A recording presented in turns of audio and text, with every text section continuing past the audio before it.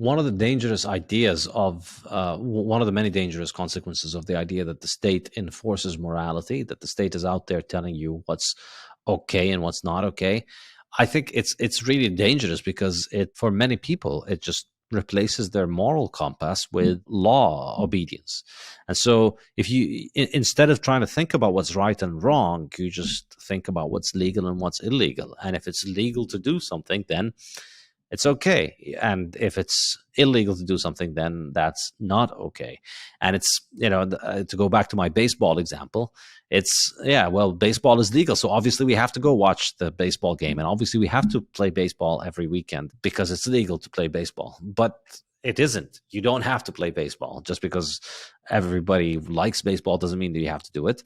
And, obviously the examples are more serious than baseball for moral issues and for behavioral issues. I think this is a serious issue in that people just go along with what is legal, assuming that if it's legal, then it's okay, and that you're protected from the consequences.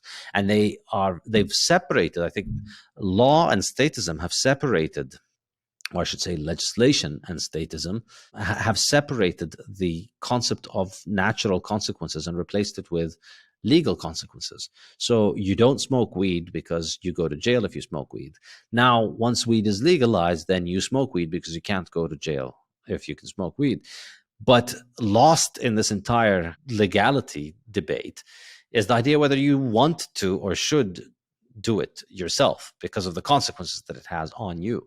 Do you want to be a weed smoker? Do you want to suffer the implications of that? What are the implications? Is it a good thing? Is it a bad thing? Most people don't think of these things in these terms. They think of them in terms of just, will it get me in jail or not? And it's I think very dangerous because it just infantilizes adults. It's you're well, I should say it infantilizes children as well, because this is also not a healthy attitude for children, which is what schooling does for you. You go to school and you just follow the rules, and you are told that if you follow the rules, then everything's going to be all right.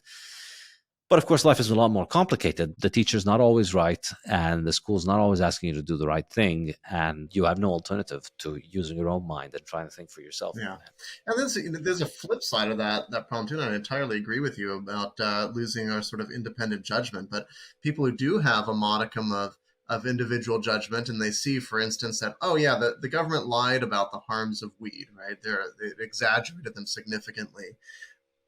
A lot of young people then go ahead and say, well, they probably lied about heroin too. So I'm gonna be okay with trying that, right? So we're not drawing the line in the right places, and we're not we're sort of encouraging even riskier behaviors in a way by saying that, by sort of undermining the credibility of our sort of government tutor, right? Clearly our government tutor is flawed, and we should get away from using the government as our tutor.